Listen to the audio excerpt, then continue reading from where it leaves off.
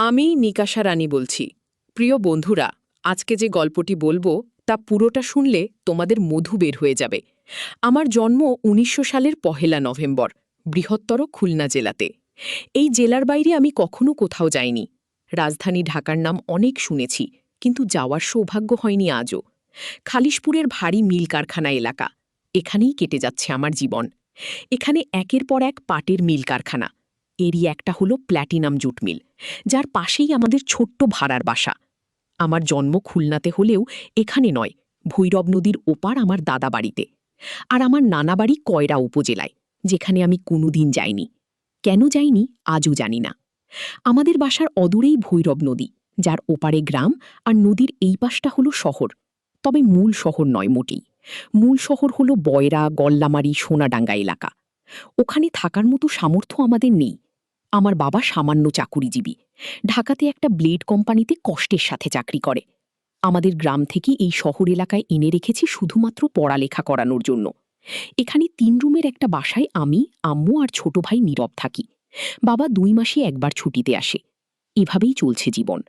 বর্তমানে আমার পড়ার খুব চাপ যাচ্ছে, সামনে বার্ষিক পরীক্ষা। আম্মু পড়ার জন্য অনেক বকাঝকা করে আমি ঠিকমতো পড়তে বসি না বলে। তবে আমি স্টুডেন্ট ভালো, বিগত সব ক্লাসেই আমার ফলাফল আশানুরূপ। এর থেকে যেন বিচ্যুত হয়ে না যায়, এজন্যই আম্মু শাসন করে বেশি। কিন্তু আমি বন্ধুদের সাথে না মিশে থাকতেই পারি না। এখানে যারা মিলে চাকরি করে তাদের থাকার জন্য ইয়া বড় কলোনি আছে। সেখানেরই ছেলেমেয়েরা বিকেলে মাঠে খেলে, আমিও যাই। আমার অনেক বন্ধু আছে। বন্ধুদের সাথে মাঝেই মাঝেই আবার ভৈরব নদী তীরের একটি এলাকা চোরের হাট যাই। ওখানে যেতে খুব ভালো লাগে আমার। কি সুন্দর নির্মল নদীর পাড়ে সবুজ ঘাস আর নারিকেল গাছের সারি। আমার সবচেয়ে কাছের বন্ধু নাদিম, ওর সাথেই চোরের হাট বেশি যাওয়া হয়। হঠাৎ করেই নদীতে দেখতে পাওয়া যায় বড় সাইজের লঞ্চ যাচ্ছে। অবাক হয়ে তাকিয়ে দেখি ২ বন্ধু। আর আমরা সব বন্ধুরা মিলে ট্রলারে করে নদীর ওপারেও গেছি কয়েকবার। শুনেছি ওপারে নাকি সেই পাড়া আছে। স্কুলের ট্রেনের বড় ভাইয়েরা বলা বলি করে। এসব নিষিদ্ধ কথা শুনলে আমার প্রচণ্ড কৌতূহল হয়। নাদিম, ফজলু, মিশু, সলিল সবার সাথে এইসব বিষয় কথা হয়। বিশেষ করে আমরা ৫ জন যখন একসাথে হই। শরতের এক ঝলমলে দুপুর। স্কুল শেষ করে বাসায় ফিরেছি মাত্র। গোসল করে খাবো। প্রচণ্ড ক্ষুধা লেগেছে। রান্নাঘরে গিয়ে দেখি আম্মু গরুর মাংস রান্না করছে। জিভে জল চলে এলো। আমাদের বাসায় গরুর মাংস রান্না হয় কালীভদ্রে। এই জন্য এই দিনটা আমার জন্য আনন্দের, যা অনেকদিন পর পর আসি। তাড়াতাড়ি স্কুল ড্রেস ছেড়ে বাথরুমে ঢুকলাম। ঢোকার আগে দেখলাম আম্মু রুমের ফ্লোরে ছোট ভাইটা চিত হয়ে হা করে ঘুমাচ্ছি। মুখ থেকে গায়ে সামান্য পানি নিয়ে সাবান ডলতে ডলতে ট্যাপ ছাড়তে গিয়ে দেখি বালতিতে কিছু ভিজা কাপড়। আম্মু ভিজিয়ে রেখেছি, গোসলের সময় ধুবে হয়তো। ভাবলাম আমি কেচে দিই, আম্মুর আর কষ্ট করতে হবে না। সব ফ্লোরে ঢেলে দিয়ে একটা একটা করে কাচতে লাগলাম। আরে এটা কি? একটা ছোট সেই কাপড়। আম্মু এটা পরে জানা ছিল না। আমি এতদিন ভাবতাম এগুলো শুধু এখনকার মডার্ন মেয়েরা পরে। খুব সুন্দর বেগুনি রঙের বিড়াল ছাপওয়ালা ছিল সেটি। হাতে নিয়ে কেমন যেন শরীরের মধ্যে একটা শিরশির অনুভূতি হলো। হাত দিয়ে নেড়ে চেড়ে ঘুরিয়ে ফিরিয়ে সেটা দেখলাম। সামনের ভিতরের পাশটায় কেমন যেন ছাপ পড়ে আছে। ওখানে ডলা দিতেই আঠালো হয়ে গেল। আমি খুবই অবাক হলাম। সব ধোয়া শেষ করে গোসল করে এসে খেতে বসেছি। আম্মু তখন গোসলে ঢুকল।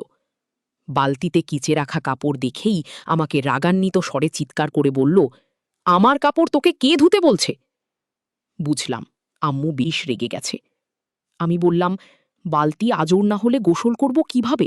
তাই ধুয়েছি। এত রাগ করছো কেন? আম্মু আর একটা কথাও বলল না। আমি খাওয়া শেষ করে এতটুকু না জিরিয়ে ক্রিকেট ব্যাট নিয়ে প্লাটিনাম মাঠের দিকে গেলাম। ২:৩০ বাজে, মাঠে অনেক রোদ, এখনো কেউ আসেনি। ছায়ে বসে অপেক্ষা করতে লাগলাম। ৮ ঘন্টার মধ্যেই নাদিম এসে হাজির। ও জানে আমি প্রায়ই আগে মাঠে আসি। দুজনে বসে নিষিদ্ধ আলাপে মজলাম। নাদিম বলল, কিরে, যাবি নাকি একদিন ওই পাড়াতে? আমি ফিক করে হেসে দিয়ে বললাম, তোর ইচ্ছা হয় যা, সাইজ দেখে লাথি মেরে খেদাবে তোকে। নাদিম আমাদের সব বন্ধুদের চেয়ে একটু ছোটখাটো বিধায় ওকে এইসব বিদ্রুপ প্রায়শই সহজ করতে হয়। তবে ও এতে রাগ করে না। ও বলল, সাইজ ডাজেন্ট ম্যাটার, পাড়াটাই আসল। এরই মধ্যে স্লিল ফজলু চলে আসলো, এসে গল্পে যোগ দিল। তখন আমরা সবাই নতুন নতুন হাতের কাজ করা শিখেছি। সুন্দরী মেয়ে দেখলেই আলাদা একটা অনুভূতি হয় আমাদের সবারই। খানিক বাদে মিশু চলে এলো। সবাই ক্রিকেট বাদ দিয়ে গোল হয়ে বসে এইসব নিষিদ্ধ আলাপ আলোচনা চালিয়ে যাচ্ছিলাম। মিশু এসেই বলল ওর নাকি এমন অভ্যাস হয়ে গেছে যে হাতের কাজ না সেরে থাকতেই পারে না। কয়েকদিন গেলেই নাকি কেমন যেন লাগে ওর। এসব কথা শুনে সবাই হেসে কুটি কুটি হচ্ছিলাম। এরই মধ্যে শ্লীল এমন একটা কথা বলল, শুনে সবাই হেসে গড়াগড়ি খেলাম। ওর নাকি কিছুই বের হয় না। কথায় কথায় আবার সেই পাড়ার বিষয় চলে এলো। নাদিম বলল, এই চল না আমরা জায়গাটা দেখে আসি। ফজলু বলল, পাগল হয়েছিস? বাবা জানলে কি হবে জানিস? আরে তোর বাবা জানবে কিভাবে? এইসব কথা চাপা থাকি নাকি? চুপ থাক তো ভিতর ডিন। কি আমি ভিতর ডিন? তা নয় তো কি? ভয়ে তো এখনই মুতে দিচ্ছিস। ফজলু জিদ করে বলল, আচ্ছা চল যাব। নাদিম আর ফজলু এভাবেই তর্ক করছিল। আমি চকচকে চোখে বললাম, বেলা তো ভালোই আছে, চাইলে কিন্তু যাওয়াই যায়। সলিল বলল, হ্যাঁ রে, চল দেখেই আসি। কিন্তু মিশু বেঁকে বসল। ওকে নাকি সন্ধ্যার আগে বাড়ি না ফিরলে বেদম মারবে। সামনে পরীক্ষা, তাই বাসা থেকেই এই ঘোষণা দিয়েছে। আমাদের শত অনুরোধেও মিশু যেতে রাজি হল না। অগত্যা আমরা চারজনই রওনা হলাম। প্রথমে চরের হাটে পৌঁছে ট্রলারের জন্য অপেক্ষা করতে হল। কিছুক্ষণ বাদে ট্রলার শাস্তি আমরা হুটোপুটি করে উঠে পড়লাম চারজন। বেশ রোদ উঠেছে, আকাশ পরিষ্কার, শান্ত নদী। ভিড় ভর্তি ট্রলার এগিয়ে চলছে ওপারের উদ্দেশ্যে। প্রচুর লোক হয়েছে, কেউ সদাই ব্যাগ হাতে, কেউ ছোট বাচ্চা কোলে, কেউ দুধের গ্যালন নিয়ে বসে আছে। ওরা গ্রাম থেকে শহরে দুধ বিক্রি করতে যায় বোধহয়। ইরি মাঝে একটা মেয়েকে চোখে পড়ল আমার, বেশ মায়াবী। লাল একটা থ্রি পিস পরা, গায়ের রং বেশ ফর্সা। আমাদের চেয়ে বয়সে অনেকটাই বড় হবে মেয়েটা। চুপচাপ বসে আছে ট্রলারের কিনারায়, সাথে কেউ নেই বোধ। ওকে দেখতে বেশ ভালোই লাগছে আমার। আমি আর নাদিম এক জায়গায় বসেছি। ওর পেটে খোঁচা দিয়ে ইশারা করলাম। ও ফিস করে বলল, দেখেছি হারামজাদা, খোঁচা দিতে হবে না। ওই পাশে সলিল আর ফজলু দেখলাম ঘাড় ঘুরিয়ে মেয়েটাকেই দেখছে। আসলেই সুন্দর মেয়েটা। কম বেশি সবাই তাকে চোখ দিয়ে গিলে খাচ্ছে। প্রচণ্ড শব্দ করে পানি কেটে ট্রলারে গিয়ে চলছে। মিশমিশে কালো লুঙ্গি পরা একটা লোক হাল ধরে বসে আছে। ভাড়া 2 টাকা করে। আমরা 3 জন টাকা দিলেও ফজলু বলল ওর কাছে নাকি কোনো টাকাই নেই। অগত্যা ফজলু ভাড়ার টাকাটা সলিল দিয়ে দিল। ভৈরব নদী বেশি প্রশস্ত নয়, তাই খুব তাড়াতাড়ি পার হয়ে যাওয়া যায়। কিছুক্ষণের মধ্যেই ট্রলার কিনারায় ভিড়ল। আমরা নেমে পড়লাম। সবার সাথে সাথে মেয়েটাও নামল। ঘাট থেকে উঠে 2 পাশে ধানের ক্ষেত, মাঝখান দিয়ে ইট বাঁধানো রাস্তা সামনে চলে গেছে। বাড়িঘর তেমন একটা নেই এখানে। আমরা আগেও এসেছি, কিন্তু এই সামনে আর যাওয়া হয়নি। আর সেই অজানা পাড়াটাও যে কোথায় তাও জানি না। আন্দাজের উপর ভর করে চলে আসাটা উচিত হলো কিনা কি জানি। ফজলুকে বললাম, চলে তো আসলাম, এখন চিনব কি করে? ফজলু বলল, কাউকে জিজ্ঞেস করতে হবে। কি বলে জিজ্ঞেস করবি? ওই পাড়াটা কোথায় একটু বলবিন। ফজলু আমার দিকে চোখ পাকিয়ে তাকালো। সলিল বলল, চুল আমি চিনটিনের রকি ভাইয়ের কাছে শুনেছি, এগোতে থাক, পেয়ে যাব। লোকারণ্য একদম কমে গেছে। রাস্তায় লোক বলতে আমরা এই 4 জনই। আমরা গুটি গুটি পায়ে এগিয়ে চলছি। মাঝে মাঝে 2-1টা ভ্যান যাচ্ছে। গ্রামের এই দিকটাই ভ্যান চলে। আমাদের শহরে আবার রিকশার প্রচলন। নাদিম বলে উঠল, যাই বলিস না কেন, নৌকার ওই মেয়েটা কিন্তু ঝাক্কাস ছিল। ফজলু আরও কিছু খারাপ কথা বলল। ওর কথা শুনে আমরা সবাই হেসে উঠলাম। এভাবে হাসতে হাসতে আমরা 4 বন্ধু এগোতে থাকলাম। এদিকটায় রাস্তার 2 ধারে চমৎকার কাশফুল, বাবলা গাছের সারি, আর চারিদিকে সবুজ ধানে ভরা ক্ষেত। আর রাস্তাটা এখন ইট পার করে মাটির হয়ে গেছে। ধুলাই ভরা রাস্তায় পা ডুবিয়ে হাঁটতে ভালোই লাগছিল আমাদের। এখন রোদ অনেক কমে এসেছে। সূর্যটা ধীরে ধীরে পশ্চিম আকাশে নেমে পড়ছে। পরিবেশটা খুব চমৎকার লাগছিল। মুগ্ধ হয়ে উপভোগ করছিলাম আমরা। নিঃসন্দেহে এখানের জনজীবন আমাদের শহরের থেকে অনেক ভালো এবং আরামের। এই গ্রাম শস্য শ্যামলা প্রকৃতি আমাদের দেশের আসল রূপ। শহরের ভদ্রলোকেরা আসলে খোলস পরিবর্তন করে ঘুরে বেড়ায়। আমাদের গ্রামও এই অঞ্চলই, তবে এদিকটাই নয়, অন্য পাশে। সেখানে খুব কম যাওয়া হয়েছে আমার। জীবনটা কেটে গেল প্ল্যাটিনাম মিলের পাশেই। গ্রাম জায়গাটা কেন জানি না খুব কাছে টানে আমাকে। এই জন্যই বোধহয় এত ভালো লাগছিল। আনুমানিক প্রায় 5 কিলোমিটার হাঁটার পর সলিল বলল, এবার বামে যেতে হবে। বামে কিছু দূর যাওয়ার পরই মেহিগনি গাছে ঘিরা একটা লম্বা টিনের ঘর চোখে পড়ল। সলিল বলল, এটাই। শুনে আমাদের সবার বুক ধুকপুক করে উঠল। শরৎকাল, বেলা ভালোই বড়। 6:45টায় সন্ধ্যা হয়। সন্ধ্যা হতে এখনো অনেক দেরি, তবে ফিরে যেতে যেতে সন্ধ্যা হয়ে যাবে। মাটির রাস্তার পাশে অনেক লম্বা করে বানানো টিনের ঘরটা। ঘরের পিছনটা রাস্তার দিকে, পাশ দিয়ে ঢুকে সম্মুখে যেতে হবে। আশেপাশে অন্য কোনো বাড়ি ঘর নেই বললেই চলে। ধান ক্ষেতের মধ্যে অদ্ভুত লাগছে বাড়িটাকে। এটাই তাহলে সেই বিখ্যাত পাড়া। আমরা ওখানে দাঁড়িয়ে সিদ্ধান্ত নিলাম এসেছি যখন ভিতরে যাব, পর্যাপ্ত টাকা হলে কাজও মিটিয়ে আসতে পারবো নিশ্চয়ই।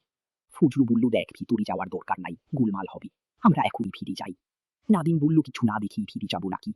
ফজলু বলল, তোর সাথে জিদ করে আমার আশাই উচিত হয়নি, বাবা জানলে শেষ করে দিবে আমাকে। ফজলু বাদে যার কাছে যা টাকা আছে সব এক জায়গা করলাম, 630 টাকা হলো, যার মধ্যে সিরিলেরই 5 টাকা।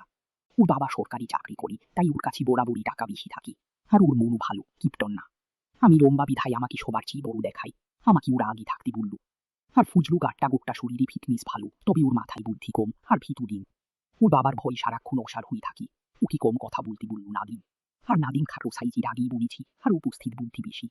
শরীর হ্যাংলা মাঝারি, সেও ক্রিটিক্যাল সিচুয়েশনে ট্যাকেল দিতে পারে। আমি নিজের উপর কেন জানি না আত্মবিশ্বাস পাচ্ছি না, মন ডাক ডাক ডাকছি, মনে হচ্ছে কোনো অঘটন ঘটবে আজ। সব জল্পকল্পনা শেষ মুহূর্তে এসে আমিও বললাম, থাক, যেতে হবে না রে, তোদের নিয়ে আসাই উচিত হয়নি, চল পারে যে হাতের কাজ করিস, বলে উঠল নাদিম। আমি ওর কথায় অপমানিত হয়ে চোয়াল শক্ত করে ভেতরের দিকে হাঁটা দিলাম। দেখি ছোট একটা টিনের গেট, ধাক্কা দিতেই বুড়ো এক লোক পাঞ্চি বুটি মাথা বের করে বলল, কি বাবুরা এখানে কি চাই? আমি একটা শোক খেলাম, বাবু বলে সম্বোধন করছি, মানে আমরা আসলে অনেক ছোট। ফাটা বেলুনের মতো চুপসে গেলাম আমি। শুলেই সাহায্য করল, বলল, কাকা, ম্যানেজার সাহেব। তার সাথে দেখা করতে চাই, আমাদের ভিতরে যেতে দেন, আমাদের রকি ভাই পাঠিয়েছে। কাকা আমাদের সন্দেহের দৃষ্টিতে আপাদমস্তক দেখে ভিতরে ঢুকতে দিল। ঢুকে দেখি বড় একটা উঠোন, সেখানে অনেক মেয়েরা, মহিলারা নানা রকমের কাজকর্ম করছে। কিছু মেয়ে গোল হয়ে বসে একে অপরের উকুন মেরে দিচ্ছে, কেউ কাউকে চুলে তেল দিয়ে দিচ্ছে, কেউ সবজি কুটছে। ঘরের দিকটা বাদে বাকি 3 দিকেই টিন দিয়ে বেড়া দেওয়া, আর ঘরে পাশাপাশি একটার পর একটা রুম। বুঝলাম এখানেই অপকর্ম চলে। আমাদের দেখেই যে যেখানে আছি সেখান থেকেই গেটের বুড়োর মতো সন্দেহের দৃষ্টিতে ঘুরে তাকালো। সবজি কাটছে যে মেয়েটা, সে আমাদের উদ্দেশ্য করে বলল, কি হে ছেলে ছোকরারা, এখানে কি? নাদিম বলল, তেমন কিছু না আপা, ম্যানেজার সাহেবের সাথে একটু জরুরি কথা ছিল।